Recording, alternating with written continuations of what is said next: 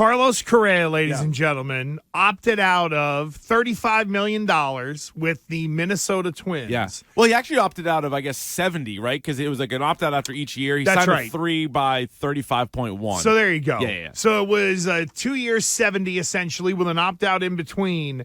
And Carlos Correa goes from Houston to 1 year in Minnesota to now being the belle of the ball of the San Francisco Giants. 13 years, $350 million.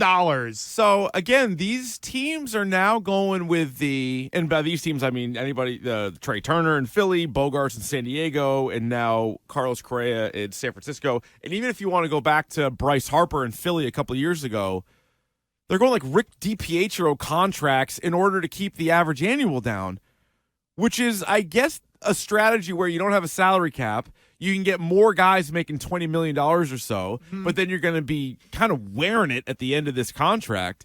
It's kind of a different philosophy. Clearly, Chaim Bloom does not share that philosophy, but these other teams are willing to say, yeah, we'll deal with 10 years from now, 10 years from now. And again, if I'm a GM, I'm doing these deals. I'm probably not even going to be there at the end of it. Let somebody else clean up that mess. If the owner's going to let you do it, leave the mess for somebody else. Right. If I'm an owner, maybe not so much. But if I'm a GM, I'm getting these guys in their prime. Maybe I make it through the contract. Probably not, though. How many GMs are going to be there for 13 years, 12 years? That's a hell of a run if you are. So let somebody else deal with it. As an aside, because we kind of anticipated once Turner got $300 million that Bogaerts is probably going to be a little bit under that. Correa might be a little over. Am I nuts? Do I not know the game that well? Is Carlos Correa a great player? I don't think he's I don't great. think so. I think it's just how you view. And I do think the Giants, though, did kind of step it up and maybe leapfrog some contracts because they missed out on a bunch of guys. That is for sure true. They didn't get Aaron Judge. They had a ton of money put aside for Aaron Judge. So what do you do with it? Just, we'll spend it next year? That doesn't happen. Teams usually go out there and reward the next guy who's there. And, Correa, but to give Correa more years and almost the same money as Judge? Now, again, on an average annual value, I get it. And he's 2 years younger. 2 year, right. So maybe they were willing to go to like 10, 11 years, but 13 years. So again, Carlos Correa, he's a two-time All-Star. I'm like trying to figure out what is the infatuation. He's good. Like he's a good player. Good. Yep. But like, is he a Hall of Famer? No. And like these guys that are signing these contracts, man, like good for them. Everybody, just another reason for somebody like Devers to just wait to free agency, isn't it? There is no question that this offseason has now, either forced the Red Sox to alter their thoughts on Devers or forced Devers to alter his thoughts on himself in terms of going into free agency. So Bob Nightingale tweeted this out. 10 current players have contracts of 11 years or more. Here's the list. Yeah. Fernando Tatis at 14. He has the most. Yeah, right. But young. Yeah, so some of these guys on this list signed way before they hit free agency, which kind of makes a little bit more sense for the team that signed them to those deals. Correa at 13, Harper at 13, Giancarlo Stanton is on a 13-year deal. Julio Rodriguez, young guy. Yeah, real young. 12-year deal. Betts on a 12-year deal. Trout on a 12-year deal. Xander Bogaerts, Trey Turner, Wander Franco all have 11-year contracts. And all those guys either signed early or went to a different team. Correct. And so that's sort of the theme. So if you want Rafael Devers, it feels like you're going to have to go 11-plus years. Trout is really the only guy who got a deal and stayed where he was. Otherwise, I do believe. Well, no, Tatis the young and Hernandez, guys. I'm talking about but that's one thing. Like you were allowed to do that, and this is pre-Chaim Bloom, so this isn't even a Chaim Bloom criticism necessarily. But when you recognize that Mookie Betts was really, really good, you could have gone to him early and signed him to a huge, and by huge more years necessarily than even money, because like the average annual on Tatis or the average annual on Julio Rodriguez isn't crazy. Well, it's just the years. Do what you did with Bogaerts with Betts. Now, the players got to want to play along, and there's that. But I do think two things have happened in this free agency.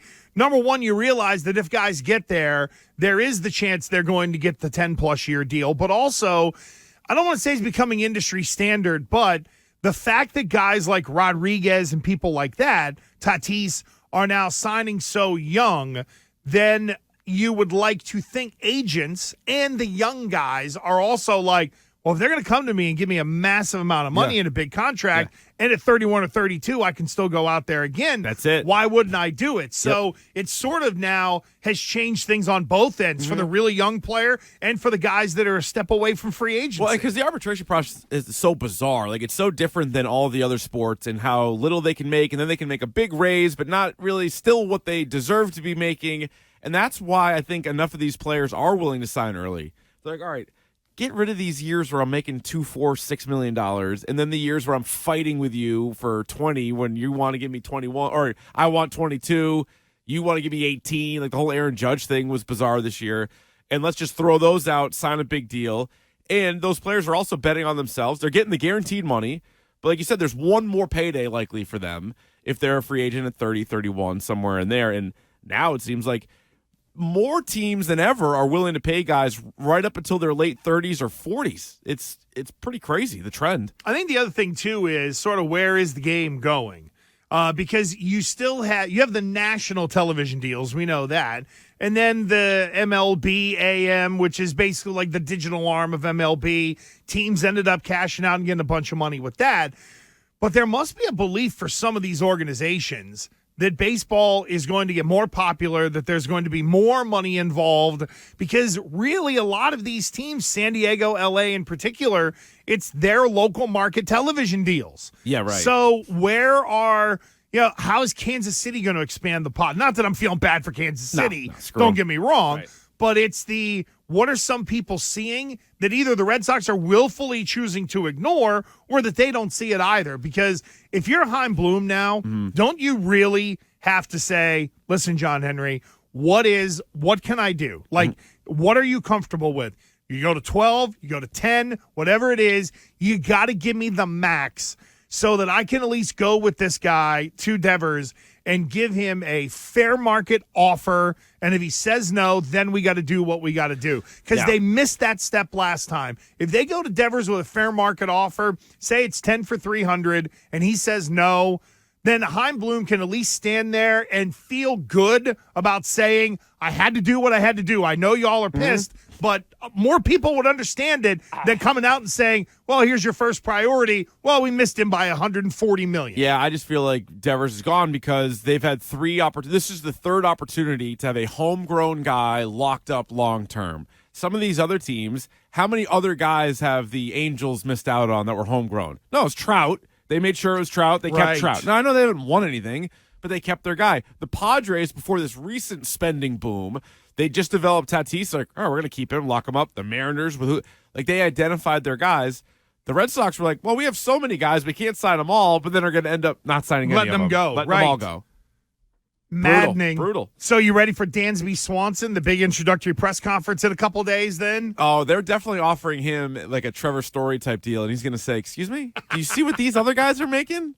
He's like, I'll get what Bogaerts got or slightly less than what Bogaerts got. And he's getting over 200, isn't he? Oh, yeah. Clearly. And there are now the Cubs, the Twins, the Dodgers, the Braves, and the Red Sox who in theory need shortstops. Now, Trevor Story is a shortstop. Yeah, he could play either one clear. Like, he obviously was pretty good at second, so he could play either spot. But how do you think the fans would react to Dansby Swanson? Not good. I don't think so either.